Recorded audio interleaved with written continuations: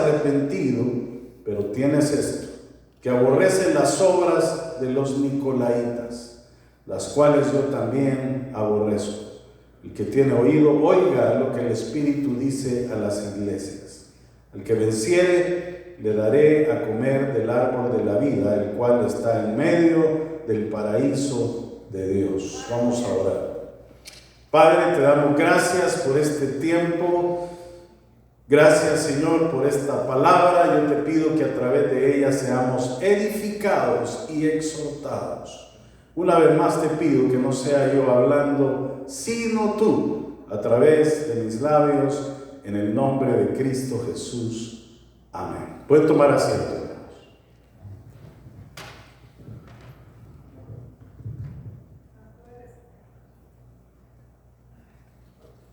¿Cuántos saben que nuestro Señor Jesucristo se ocupa de nosotros? Y no le digo se preocupa porque Dios nunca se preocupa, ¿verdad? Eso es cosa de nosotros los seres humanos. Es un mal nuestro, porque la preocupación, lo he dicho muchas veces, es una fe negativa. Cuando estamos preocupados estamos esperando lo peor. Mejor tenga una fe. La fe es esperar lo mejor. Amén. Cristo ocupa 2 capítulos en la Escritura, en Apocalipsis, para hablarle a la iglesia.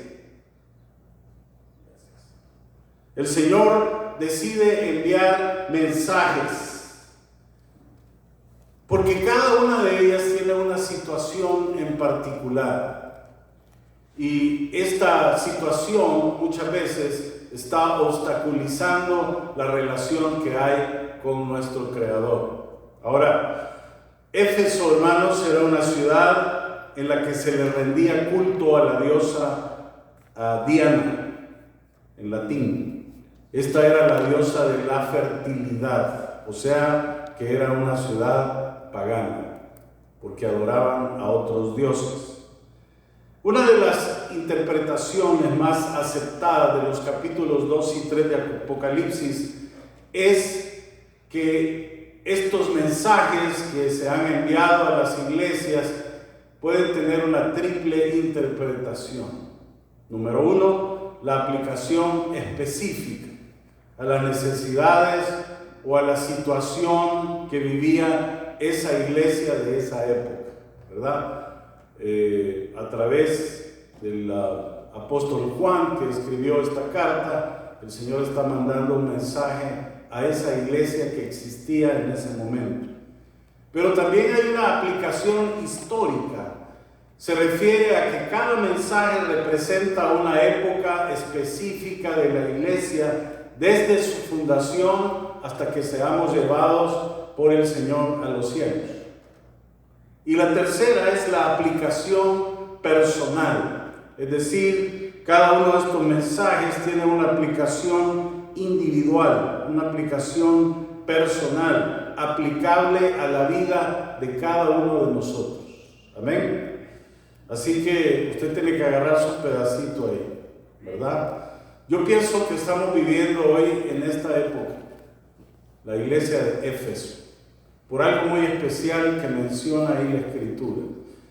Yo creo que cada uno de nosotros tiene que tener mucho cuidado de no caer en eso. Amén. Entonces, veamos a quién fue escrita esta carta, el destinatario. El versículo 1 dice, escribe, dice, al ángel de la iglesia en Éfeso. ¿Qué significado tiene eso del ángel de la iglesia en Éfeso? Ángel quiere decir mensajero en griego. Para eso tenemos que leer 2 versículos, Apocalipsis 1:1 y Apocalipsis 1:20. De esa manera usted lo va a entender mejor. Dice Apocalipsis 1:1. La revelación, dice, de Jesucristo que Dios le dio para manifestar a sus siervos las cosas que deben suceder pronto. Y la declaró, enviándola por medio de su ángel a su siervo Juan. Ahí menciona al ángel. Luego dice el versículo 20, el misterio de las 7 estrellas que has visto en mi diestra y de los 7 candeleros de oro. Las 7 estrellas son los ángeles de las 7 iglesias. Y los 7 candeleros que has visto son las 7 iglesias. Ahí está dando él una identificación del significado de cada cosa. Ahora, cuando dice al ángel de la iglesia, le está escribiendo al líder, le está escribiendo a la persona que está encargada, la que tiene, digamos, en sujeción a esa iglesia. Se dirige al líder de la iglesia de esa época, al líder de la iglesia de una época específica, y se dirige a nosotros. Amén. ¿Por qué el mensaje está dirigido al ángel? Mire, porque el líder siempre es el responsable de la iglesia. Leamos Hebreos 13, 17. Dice: obedeced a vuestros pastores y sujetaos a ellos, porque ellos velan por vuestras almas como quienes han de dar cuenta, para que lo hagan con alegría y no quejándose, porque esto no os es provechoso. Muchas veces nosotros dejamos de lado cuando se dice algo a través del púlpito, pero déjeme decirle que muchas veces Dios le está hablando a usted y a su corazón a través de este mensaje. Y Él quiere que usted sea obediente, así como yo lo soy, todos los demás. Y no solo los que estamos aquí, también los que estamos escuchando a través de las redes sociales. Y particularmente, mis queridos hermanos, durante esta pandemia que casi ya lleva más de 1 año y medio, la iglesia prácticamente estuvo recluida y estuvimos metidos en los hogares casi 1 año y pico, y de ahí regresamos otra vez, pero no regresamos todos. Y hasta la fecha seguimos extrañando a mucha gente. Entonces eso trae consecuencias, porque en lugar de avivarnos, ¿qué es lo que ha pasado? Nos hemos como desinflado, ¿verdad? ¿Cuál es el significado de esa iglesia? La iglesia era Éfeso. ¿Saben lo que significa? Significa deseo ardiente. ¿Por qué se llamaba así? Porque ellos tenían un deseo ardiente por el Señor. Es la iglesia apostólica conocida como la iglesia del primer amor, y lo podemos comprobar en el libro de los Hechos. Cuando recibimos a Cristo en nuestro corazón como Señor y Salvador de nuestras vidas, como que el Señor nos da una nueva motivación de vida y nos sentimos tan gozosos, nos sentimos tan llenos de vida, nos sentimos como que volvimos a nacer. Realmente lo que dice la Escritura en Juan 13 es muy cierto: volvimos a nacer. Y el Señor nos da una nueva perspectiva de vida, tenemos un gozo en nuestro corazón, estamos encendidos, queremos estar con Dios. Y eso es lo que se conoce como el primer amor. Y ese primer amor, hermanos, no debería de morir, sino que nosotros deberíamos de alimentarlo. Y cuando se vienen situaciones difíciles, como todo esto que acabamos de pasar, donde miles de personas perdieron a muchos familiares y amigos, casi todos perdimos a alguien querido, ¿verdad? Y todavía se sigue viendo eso, tal vez ya en menor medida. Ha sido algo que ha sacudido al mundo entero y a la iglesia también. Pero ¿hemos reaccionado realmente como Cristo quería que lo hiciéramos? Y esa pregunta no quiero que usted me la conteste ahorita, sino que se la lleve ahí en su mente, ¿verdad? Y piense si realmente hemos reaccionado positivamente. Amén. Número 2. ¿Cómo se presenta el Señor Jesús? Siempre que va a mandar un mensaje, el Señor se presenta de alguna forma. Y en cada uno de los mensajes a cada una de las iglesias se presenta de una manera distinta. En el versículo 1 que leímos, sigamos leyendo lo que dice. Dice, escribe al ángel de la iglesia en Éfeso. Ya vimos que el ángel es el líder de la iglesia. El que tiene las 7 estrellas en su diestra. ¿Qué eran las 7 estrellas? Son los ángeles, están en la mano del Señor, Él los sostiene. Dice, el que anda en medio de los 7 candeleros de oro. ¿Cuáles son los candeleros? El versículo Apocalipsis 1:20 dice que son las iglesias. ¿Por qué somos candeleros, hermanos? Porque supuestamente deberíamos de estar alumbrándole al mundo, ¿verdad? Nosotros somos la luz del mundo. No podemos esconder debajo del almud, dice la Escritura. Tenemos que sacarla y exhibir esa luz. Amén. Entonces, dice, el que tiene en su mano derecha sus estrellas. ¿Qué quiere decir eso? Que Cristo es el sustentador. Muchas veces confundimos esta función, porque empezamos a sentir, ¿verdad? Y esto nos pasa a todos los líderes. Empezamos a sentir que el sustentador soy yo. Y así hay muchos ministerios, hay muchas iglesias, lamentablemente, que el líder se siente como que fuera el Dios, ¿verdad? Y quiere que le rindan pleitesía porque ya vino y ya está sanando. Pero el sanador no es uno. Nosotros tenemos que reconocer que el único sustentador se llama Jesucristo. Amén. Entonces Cristo se presenta como aquel que hace posible todas las cosas. Tenemos que reconocerlo nosotros, y el que nos sostiene en su diestra de poder.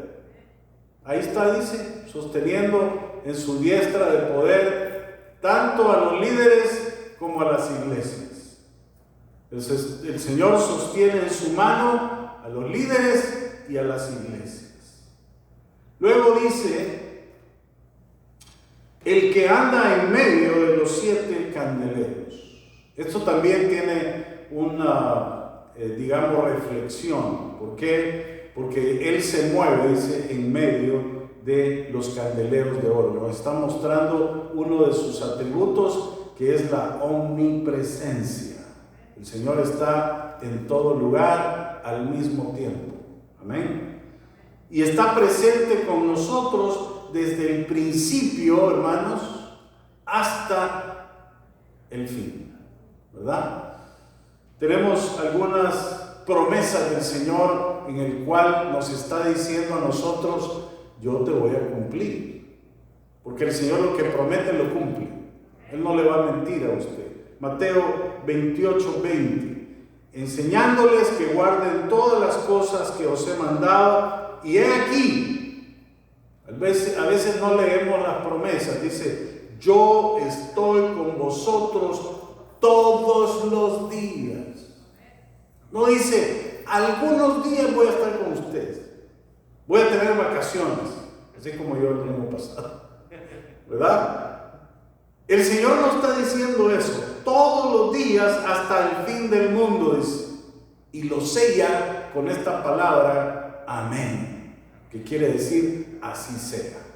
Como quien dice, le pone ahí la firma el Señor. Una promesa que se cumple. Si usted no está sintiendo la presencia de Dios, es porque ha dejado de estar en su presencia. ¿Y cómo estamos en la presencia de Dios? En oración. Amén. Esa es la manera en la cual nos podemos presentar delante de Dios. Otro versículo que nos habla acerca de esto es Juan 14:18. Dice Juan 14:18, no os dejaré huérfanos. Dice, vendré a vosotros. El Señor no miente, hermanos. Si alguno piensa que Cristo nos dejó y nos abandonó, aquí está comprobando que Él nos promete estar con nosotros siempre. Amén. Bueno, ahora, el Señor siempre reconoce el trabajo que uno hace. Probablemente usted ha trabajado mucho en la iglesia, ha hecho muchas cosas, y a lo mejor siente que nadie le dice: hey, qué buen trabajo has hecho. ¿Sabe una cosa? Dios lo sabe. Amén. Y Él está a cada instante viendo eso. Y aquí nos muestra a través de ese reconocimiento. Versículo 2 y versículo 3 de Apocalipsis 2. Vamos a leerlo. Dice: yo conozco tus obras. ¿Qué son las obras? Es el trabajo que hacemos por el Señor. Y tu arduo trabajo y paciencia, y que no puedes soportar a los malos, y has probado a los que dicen ser apóstoles y no lo son, y los has hallado mentirosos, y has sufrido y has tenido paciencia, y has trabajado arduamente por amor de mi nombre, y no has desmayado. El Señor reconoce el trabajo que nosotros hacemos, que los hermanos hacen por el bien de la iglesia, aunque no lo reconozca nadie, Dios lo está reconociendo. Amén. Dice: reconozco tu paciencia. Esto es algo que vamos a estar viendo este domingo, hermanos, porque nos quedamos en suspenso. La paciencia es una de las virtudes del Espíritu Santo, y quizás es algo de lo que nos cuesta mucho, ¿verdad? Muchos de los que estamos aquí somos impacientes y lo sabemos. Y el Señor quiere que nosotros desarrollemos esta virtud. ¿Por qué? Porque esa virtud muestra que tenemos amor. Lo vamos a ver en detalle. Entonces, la paciencia significa soportarse los unos a los otros. Amén. Luego dice: conozco tu fidelidad. La doctrina sana, el discernimiento para detectar lo que es de Dios y lo que no es de Dios. ¿Cómo hemos llegado a ese conocimiento? A través de la lectura bíblica, ¿verdad? Yo les he dicho muchas veces, si ustedes comienzan a oír algo que no es acorde a lo que dice la palabra, tírenme una pedrada, desde ahí donde está. No trae piedra, pastor, pues, aunque sea un libro o lo que sea, ¿verdad? Yo trato de hablar lo que dice la Escritura, no lo que digo yo. Y casi siempre o siempre le digo al Señor en oración cuando comienzo el sermón: Señor, habla tú, que tu Espíritu Santo hable, yo no quiero hablar. ¿Por qué? Porque es importante que esta palabra penetre en el corazón y ustedes entiendan que viene de Dios. Amén. Aparte dice el sufrimiento. La iglesia de esa época era una iglesia perseguida por su fe. Sin embargo, siempre esa persecución no se termina. Somos perseguidos, somos despreciados. Mucha gente pues no quiere escuchar nuestro mensaje, ¿verdad? Porque dicen que estamos locos. Pues es una bendita locura, ¿verdad? Y luego habla de perseverancia, o sea, la tenacidad, la persistencia y el trabajo constante. Dice Gálatas 6:9: no nos cansemos, dice, pues de hacer el bien, porque a su tiempo segaremos si no desmayamos. No nos cansemos, hermanos. Sigamos adelante en la obra. No se desaliente. Por ahí me han dicho varios: miren, pero ¿qué está pasando, pastor? ¿Por qué tan poquita gente? Pues eso es lo que quiere el Señor, hermano, ¿verdad? No importa que esté uno. Lo importante es que ese uno crezca en el Señor. Amén. Y de eso se trata el objetivo de la iglesia, hermanos. No solamente es crecer en número, porque hay muchas iglesias que están llenas, pero no están llenándose ellos a nivel espiritual. sino que llegan como una cosa meramente social. Y no se trata de eso, ¿verdad? Es bueno tener compañerismo, pero que no sea ese el objetivo de la iglesia. Una iglesia social, una iglesia light, ¿verdad? No. Que sea una iglesia en la cual se proclame la palabra de Dios. Amén. Bueno, aquí viene lo bueno. ¿Por qué? El Señor hace un reconocimiento, pero también viene la exhortación, el reclamo que hace Dios. Y este es un reclamo muy fuerte que está en el versículo 4. Dice, pero tengo contra ti. Fíjense que ya le dio la felicitación por su buen trabajo, pero dice, tengo contra ti que has dejado tu primer amor. La iglesia de esa época, hermanos, había cambiado su comunión y amor al Señor por el activismo y las obras ministeriales. Nosotros hemos sido llamados a tener una comunión con Dios. Ahora como que la tecnología nos ha ganado, ¿verdad? Preferimos quedarnos en casa viendo el mensaje desde la casa, muy tranquilos, a lo mejor en pantuflas, ¿verdad? En pijama, porque es la hora de casi nos vamos a dormir, comiéndonos una pizza y a la par. La iglesia se ha vuelto cómoda, hermanos, y no es posible que después de algo tan serio, de algo que en lugar de zarandearnos y decir hemos estado fríos, nos pusimos más fríos. ¿Ah? Antes estábamos en la nevera, hoy estamos en el Polo Norte. ¿Sí es cierto? Y mire, esto no lo estoy diciendo porque yo quiera decirlo, es un sentir general. He platicado con muchos pastores y todas las iglesias están pasando por lo mismo. Es necesario que nosotros hablemos, porque el Señor quiere hablar a su corazón. Y por eso, mire, Dios me dio esta porción de la Escritura, porque hemos perdido el primer amor, hermanos, lamentablemente. Y esto es algo que está sucediendo actualmente en las iglesias y lo tenemos que identificar primero personalmente, ¿verdad? Cuando lo reconocemos, entonces es el momento de pedir perdón y recapacitar y cambiar. Porque no solo se trata, ay, perdóname, Señor, sigo con mi vida así como estoy. Porque a veces así somos, como que queremos maquillarle las cosas al Señor. Y no se trata de eso, ¿verdad? Están muy seriecitos hoy. Mire, es muy fácil caer en esto. Caímos. Y a veces la rutina nos envuelve también y empezamos a ocuparnos en la obra de Dios en lugar de ocuparnos del Dios de la obra. Porque eso puede pasar también. Una de las razones por las cuales yo me fui estos 3 días fue precisamente eso. Me sentía como que estaba en un ciclo, ¿ya? Así como cuando mete la ropa a la lavadora, ¿verdad? Que va por ciclos.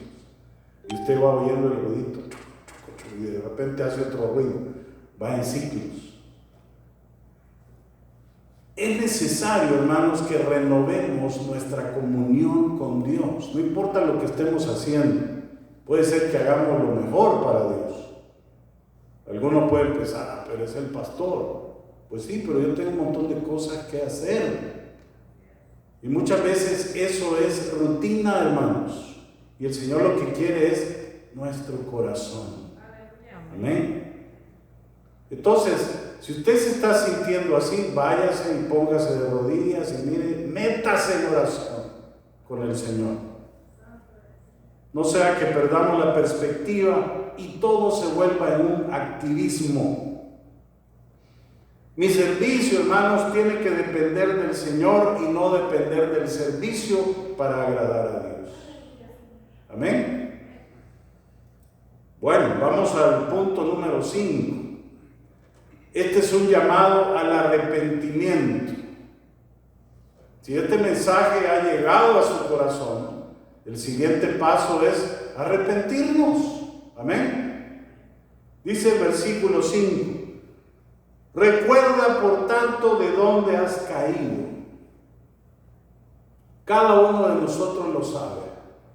Y dice, arrepiéntete. Amén. Arrepentirse significa ponerse de rodillas, reconocer el error y pedir perdón. Y eso lo tenemos que hacer delante de Dios, hermanos. Amén. Y dice, ya en las primeras obras, pues si no, vendré pronto a ti y quitaré tu candelero de su lugar si no te hubieres arrepentido. Aquí hay varias palabritas importantes. Dice primero, recuerda. Recordar es como hacer un examen, ¿verdad? Un autoexamen. Yo le decía a mi esposa, necesito examinarme a mí mismo, ¿verdad? Al principio no me entendía lo que yo quería hacer, pero al final sí me entendió. Es necesario que nos hagamos un examen, cada uno de nosotros. ¿Cómo está nuestra relación con Dios? Amén. Y luego dice, arrepiéntete. Y esto es para los hijos, hermanos. Aquí no le está hablando al mundo. Le está hablando a la iglesia.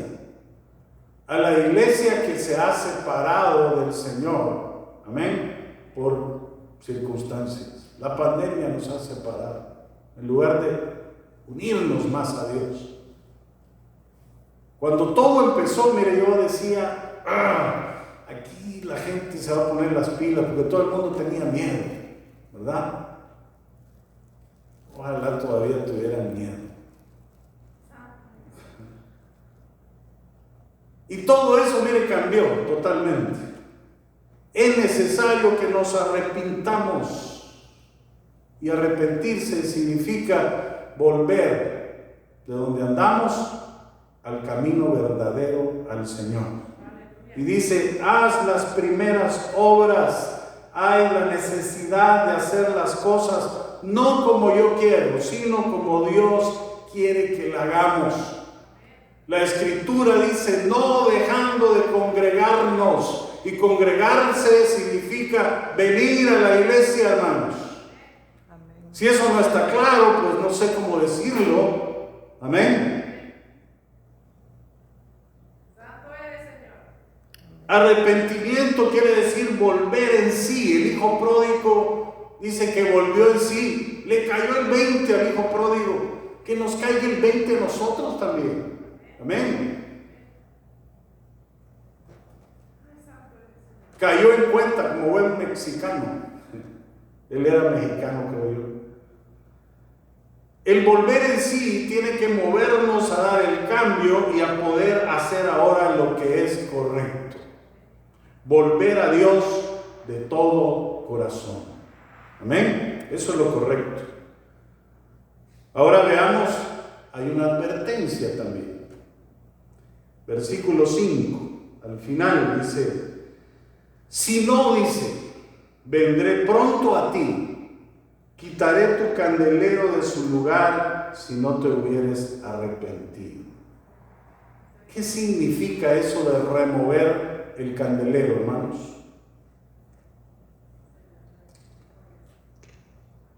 ¿Qué dijimos que era el candelero?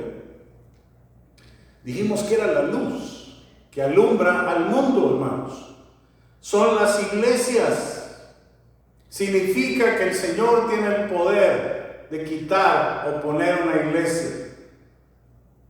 Él tiene el poder de quitar la luz y dejar las tinieblas. La iglesia puede desaparecer, el ministerio puede desaparecer y con el consentimiento de Dios. Lo está diciendo ahí. Y mire, esa ciudad, Éfeso, es importante que usted lo sepa. Hoy en día no existe. Solo quedan ruinas. O sea que la ciudad esa no se arrepintió la iglesia. Siguió adelante como estaban trabajando, fríos. Dios cumplió su promesa porque la iglesia no cambió. Amén. En cambio, hay otra iglesia a la que le habla en estos mensajes, y se trata de la iglesia de Esmirna. Sigue en pie hoy en día y es una ciudad cristiana. Amén. Tenemos diversos ejemplos en la Escritura. ¿Se acuerda de Sansón? ¿Se acuerda de Saúl? Fue un rey. ¿Se acuerda de Esaú? Todos estaban en el camino de Dios, pero al final no regresaron. Mire lo que dice la Escritura, Mateo capítulo 5, versículo 14. Casi termino. Vosotros sois la luz del mundo. Una ciudad asentada sobre un monte no se puede esconder. ¿Quiénes son la luz del mundo? La iglesia, ¿verdad? Ni se enciende una luz y se pone debajo de un almud, sino sobre el candelero, y alumbra a todos los que están en casa. Así alumbre vuestra luz delante de los hombres, para que vean vuestras buenas obras y glorifiquen a vuestro Padre que está en los cielos. Gloria a Dios. Y ahora viene algo más, que es la promesa del Señor. Y es la promesa de escuchar su voz y tener comunión con Él. Dice el versículo 7, el que tiene oído, oiga lo que el Espíritu dice a las iglesias. Al que venciere, le daré a comer del árbol de la vida, el cual está en medio del paraíso de Dios. El árbol de la vida, aquel que nos va a llevar a la eternidad. Llega un momento en que no escuchamos la voz de Dios, sino que empezamos a escuchar nuestra voz interior, ¿verdad? Que nos dice lo que quisiéramos hacer. Y lo peor del caso es que le hacemos caso. El Señor quiere que nosotros sigamos su voz, su dirección. Hay que tener sensibilidad a la voz de Dios. Para ello es necesario tener comunión con Él. Amén. La promesa es ¿para quién? El vencedor, dice. Aquel que no se dejó llevar por sus propios deseos, por sus propias necesidades, aquel que no se dejó llevar por la presión del grupo o por intereses personales, sino que se dejó llevar por la voz de Dios. Amén. ¿Cuántos vencedores hay aquí hoy? Amén. Amén, gloria a Dios. ¿Qué significa comer del árbol de la vida?